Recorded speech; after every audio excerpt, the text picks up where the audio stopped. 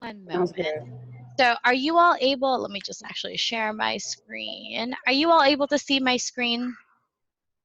Yep, I can see it. Okay, awesome. So so this is our new NASPA website. It's new, it's all sleek and fun. So obviously you go in to log in to the portal, and then you should get into your NASPA space. And then up here, this is where it's changed a little bit if you haven't already had a chance to take a look at some of the features, but where it says My NASPA, you go to Get Involved, where previously it said Engagement Portal. And when you click on Get Involved, it takes you to this screen, which looks really not great on Chrome. And it doesn't look great on Firefox either. So I don't think it's a Chrome issue. I think that's just something that the website is still working on. But a couple of things I wanted to let both of you know. So you cannot pull member reports from the portal anymore. You used to be able to. So if you need specific membership information about your state, about people who are in your state, institutions in your state, your regional directors should be able to get that to you, or your regional membership coordinator should be able to get that to you. But if you need something really specific, like if you need to know the breakdown of how many people in your state are vice presidents for student affairs, or how many of them identify as new professionals, that is something that I should be able to help you with. Tamika should be able to get that information for you as well, but if you need something really, really specific, you can reach out to me directly. Tamika does get a monthly report of year-to-year membership for the region, as well as a weekly report on how the region is doing membership-wise. So if you just need overall membership numbers for your specific states, you should be able to reach out to Tamika for that. Now, what you can do in the portal is you can contact your constituents directly. So on in the portal, you'll see there's a link here that says NASPA Constituent Groups Email. And when you click into that, you should be able to see a number of things. There are training videos specifically for regional users as well as KC users. You can contact the fair or John Kennedy directly if you are ever having any issues within this space. So down here, you can see there are 4 things that you can do in this space. The first thing you can do is create email content. And creating email content means you can either create a new record or a new type of email. You can see that there are already different things that Region 4 East has sent out in the past. These look like primarily national or regional wide emails. And so you can take a look at that. There is, for example, a template that says renew your NASPA membership. If you wanted to use that template, you would click on copy email content for new email. And the subject is renew your NASPA membership. And then down here, you can see the body of the email that you can then edit to change. So this is very specific, for example, from Laura Engelman. So you can take this template and you can just use it to make sure that it has the content that you want for your specific state. And then down here, you can have it you can have them respond directly to you. So you can put your email on there and you can preview what that email looks like. Now, if unfortunately the only way to see what's in these different templates is to actually click on it and click on the copy email content box right there. So when you are creating a new email, maybe specifically for your state, I would suggest making the name of the email or the name of the email template intuitive enough that you know that it's from your specific area. You can also just create a brand new email. So the first option is to select an option with the NASPA logo from your region. You can click blank, which would have 0 logos. It would just be a plain text. It would just be a text email. And I don't know what template number 3. It doesn't look like template 3 or template 4 have anything in them either. So you can just skip that. But if you click on default and you click on next, you'll click the subject of the email. So it could say, you know, welcome to NASPA from Iowa, or from your Iowa State Director, whatever it is. I would maybe consider, like I said, a subject that is distinctive enough that when you look back at those templates, you know that it's from you. You can see that, let's see, let me just do a quick. And then it always defaults to HTML. And then you can put your person, oops. You can add pictures, you can add different graphics in here. If you'd like, if you know how to code, you could add HTML code in this space as well.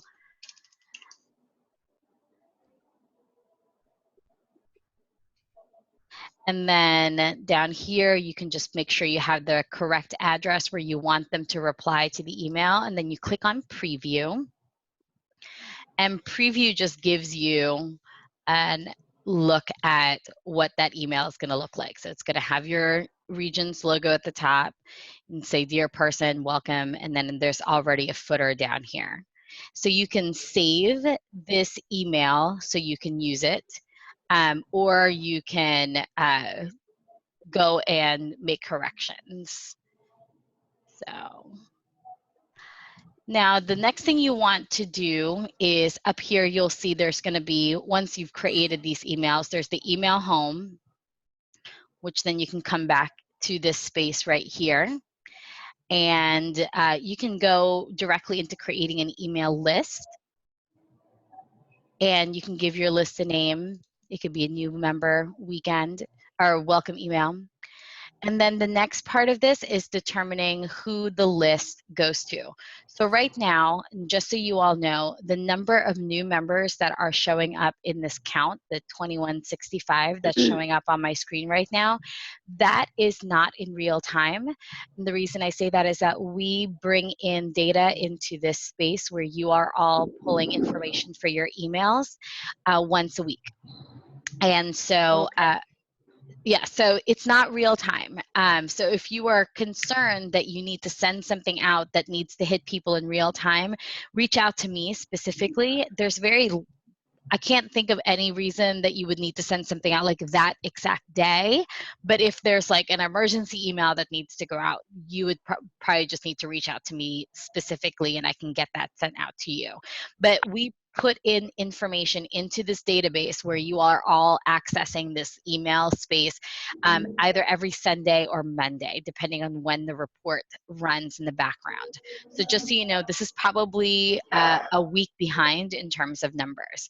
So what this 2165 is pulling is the total number of members in your specific region. So right now it's saying that there's 2,165 members in your region. I apologize because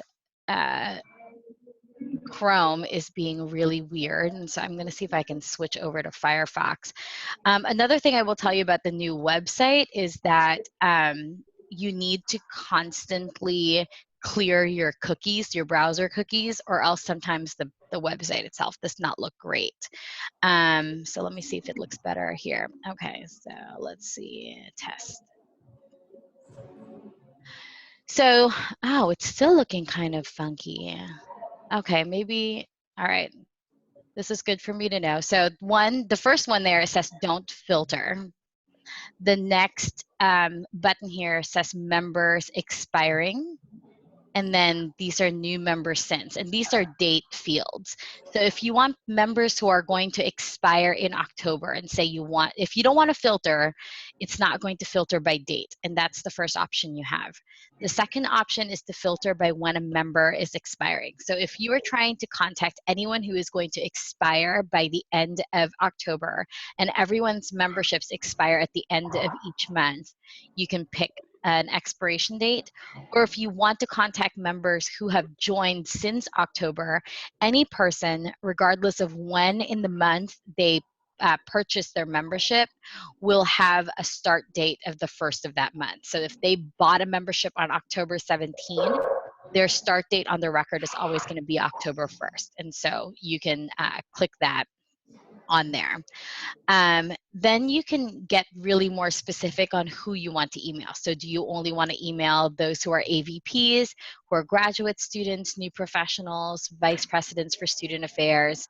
You don't have to pick anybody in particular there, but you can really get specific there. And then you can also get specific on membership categories. So do you only want to email NUFs in your region, or those who are international members in your region, who are undergrads, who are voting delegate means vice president for student affairs in many spaces, because those are the people who are purchasing institutional memberships, for example. And then you can go to the next, so right now, because I had, what was my category? So I wanted all the new members since October 1st. I didn't pick any specific member here. So when you go to next, it'll tell you that there are 67 people so far that I'm able to email. So you can start to see how many. Now you can see, you can get even more specific if you only wanted to say email anyone who is from a small college or university, or from a community college. Or you can go into these categories and pick people that you want to email who are brand new based on their full-time enrollment. You can also email them by sector. And for example, you can email anyone who is at a private for-profit or a private not-for-profit based on that. I'm not going to filter anybody here, and then so you can go into geographic filtering. So we still have 67 records. So let's just say I want to know everybody who is a brand new member in the state of Iowa. And I can see, so there's 5 new members who joined in the state of Iowa since. You can then get even more specific if you only wanted to email new members from the state of Iowa in a specific knowledge community. And then you go into a final review. And so this tells you right now that your email list has 5 people that you're going to email. So then you would go into Save List, and you would select the email that you wanted to send. So we had a test email, and then you have this list right here, our test list, and you can see there's a couple of saved lists right here. And you would click Submit, and that would then get your email ready to send. And it would say, we're going to send this to folks and get that out there. And then we have all of the different emails that have been sent from your region. You can recreate, you can look. Now, the list that you create is only active for 9 days. And if you save a list today and you don't get back to it for 2 weeks, it's not going to be in here. So you're going to have to keep repicking those categories, because part of that is we want to make sure it has the most up-to-date information for you. And you can see there's all of this information there. Excuse me. So that is the email space. Do you have any questions on how to send emails from the engagement portal, just based on what we just went through? So I was trying to follow along with you and get into the email space, but it wasn't even allowing me to get into it. Okay, that might mean that you are not in our database as a state director. So I will check that. I will check for both of you as soon as we get off this call. And Okay. then I will email both of you as soon as that's done, so you can come back along with the recording of this, so you can follow along with that. Sounds good. And then, like I said, if you need very specific reporting information about your region, let's say you want to know how many institutional members does your state have, or how many grad students does your state have, and it's great for you to know that information just on a needs to know basis, but ideally we'd also like for you both to be able to do something with that information. So are you going to be doing some type of outreach? Is that a strategic plan that you have all had conversations about in terms of reaching out to new members or members who, for example, I have a regional state director who is looking at people who used to be NASPA members at the institutional level. And what their state is doing is trying to essentially bring those members back to NASPA. And so I've created a report for them. But let me just quickly, while I still have you both on, just share with you. So you will likely see something similar to this if Tamika has had a chance to send it to you. But this is our dashboard that kind of tells me everything about Region 4 East. And so I can see right here how many total members by professional level. For example, I expanded this so you can see the professional level that's most common in your region are people who consider themselves mid-level professionals right here. You can look by state and you can see that right now Illinois has the largest state number of members, followed by Ohio. And then right now we have 16 who are not affiliated with any specific state. Ontario has the lowest number of members. And so if you are looking at this and you're thinking, I really want to increase individual membership for my state, you know, we can have that conversation on what information I can provide to you. And then, for example, this report shows the number of people who used to be members in 4 East and a breakdown of them by their member type. And so if you want to make it for this year to be your goal to increase membership or bring people back who used to be NASPA members, we can certainly do that. And we also have a breakdown by small colleges, by community colleges, Hispanic and Latin XAO member demographic data. We have gender data, racial demographics of our members for those who decide that they want to share that with us. So we can really break down your membership into some really small pieces if you all are working on a project that would require some additional reporting. So with that, all you would need to do is let me know what it is that you need. The one thing I will remind both of you is that our members are, and people who are interested in NASPA are able to purchase memberships anytime, 24/7. So the data that we have today at 9:52 a.m. on 10/28 is going to be very different than the data that we're going to have tomorrow, 10/29 at 9:52 a.m. So knowing that, some of the reporting questions that you might have probably need to be just aware that those numbers are going to change within 24 hours, just the sheer nature of how our membership changes every single day whenever people are purchasing membership. So, but I will check and get this recording to both of you. So you have this, you can follow along. I will make sure that you are both listed as the state directors for your region, so that way you have access to that constituent group email.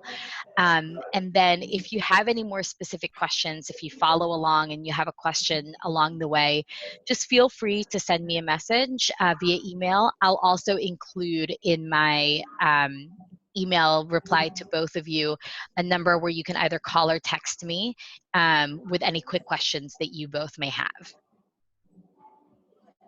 Great, thank you. Sounds good.